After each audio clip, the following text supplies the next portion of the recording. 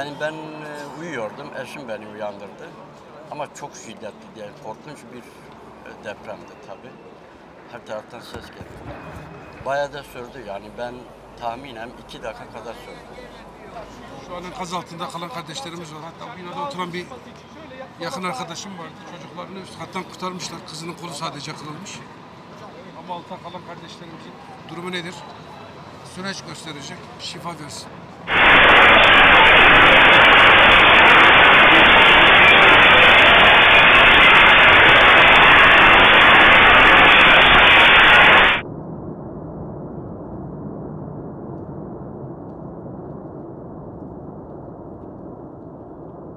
Odasın.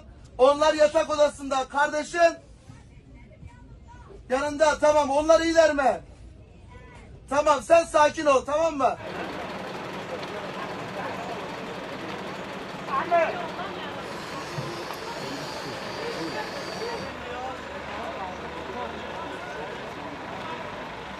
Bütün valilerimiz görevlerinin başında.